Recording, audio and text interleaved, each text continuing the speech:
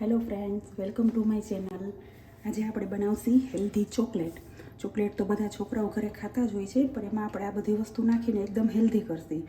એના માટે આપણે પહેલાં ઓટ્સને ડ્રાય રોસ્ટ, બધી વસ્તુ ડ્રાય રોસ્ટ કરવાની છે. એમાં આપણે ઓટ્સને ડ્રાય રોસ્ટ કરી લેશું.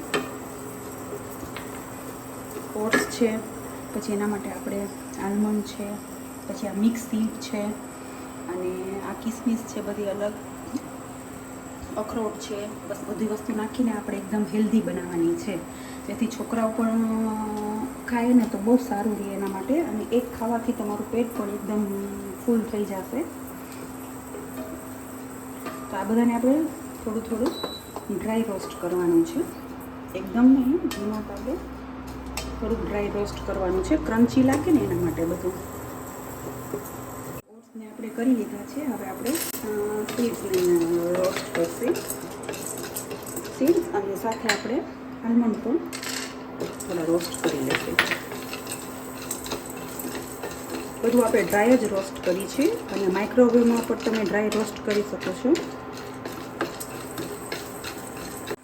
આપણે ઓટ્સને પણ રોસ્ટ કરી લીધા છે, મિક્સ સીડ અને આલમંડને પણ રોસ્ટ કરી લીધા છે. હવે આપણે અખરોટને રોસ્ટ કરશું. થોડા ક્રન્ચી થાય એટલા જ રોસ્ટ કરવાના છે. હવે આપણે અખરોટને પણ રોસ્ટ કરી લીધા છે, બધું રોસ્ટ થઈ ગયું છે. હવે આપણે આને છે ને માઇક્રોવેવમાં મેલ્ટ કરવું છે. માઇક્રોવેવ ન હોય તો તમે નીચે ગરમ પાણી રાખી અને એની ઉપર રાખી ડબલ બોઇલરથી પણ તમે આને મેલ્ટ કરી શકો છો. આપણે આને માઇક્રોવેવમાં મેલ્ટ કરશું. હવે આપણે આ ચોકલેટ મેલ્ટ થઈ ગઈ છે એકદમ એને રીતે મેલ્ટ કરી નાખી છે આપણે. હવે આપણે એમાં એક ઇન્ગ્રીડિયન્ટ નાખવાના છીએ. આ છે પ્રોટીન પાવડર છે, હેલ્ધી પ્રોટીન. મેં વે પ્રોટીન પાવડર લીધો છે. આ ડ્રાયફ્રૂટ ફ્લેવર છે, અને આ હું અંદર નાખવાની છું, જેથી ચોકલેટ એકદમ હેલ્ધી બનશે, છોકરાઓમાં એટલું પ્રોટીન પણ જશે. તો હવે આપણે આમાં નાખશી ઓટ્સ.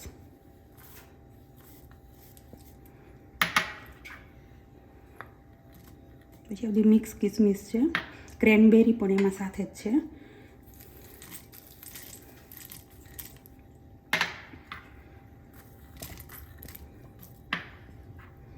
અને આ પ્રોટીન પાવડર છે, મેં ડ્રાયફ્રૂટ ફ્લેવરનો મિક્સ ફ્લેવરનો લીધો છે.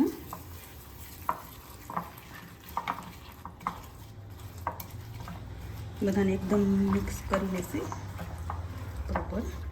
તમારા છોકરાઓને કદાચ જે ડ્રાયફ્રૂટ વધારે ભાવતું હોય તો તમે એ વધારે એડ કરી શકો છો, મગર ઓટ્સ તો સ્કીપ કરવાના જ નથી.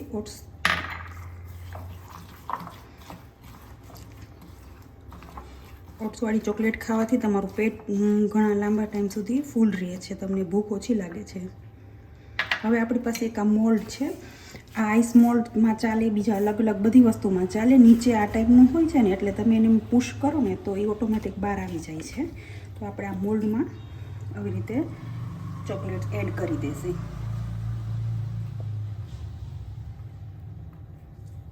અલગ અલગ પેટર્નના ઘણા બધા મોલ્ડ હોય છે. તમારી પાસે જે પણ બી હોય તમે યુઝ કરી શકો છો. અગર મોલ્ડ ના હોય ને તો પ્લેટમાં પણ તમે આવી રીતે મૂકી શકો છો.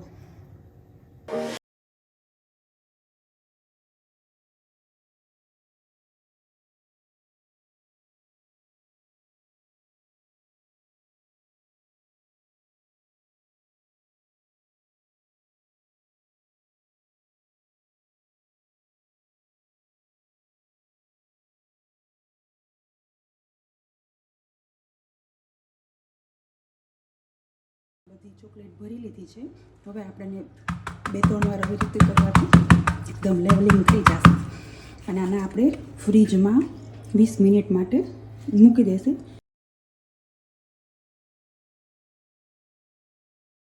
15 મિનિટ થઈ ગઈ છે આપણી. તો જો આપણી કેડબરી એકદમ સરસ થઈ ગઈ છે, જામી ગઈ છે એકદમ. હવે એકદમ ઇઝી વે છે, આપણે આવી રીતે કરીએ ને એટલે તરત એ ડીમોલ્ડ થઈ જશે. જો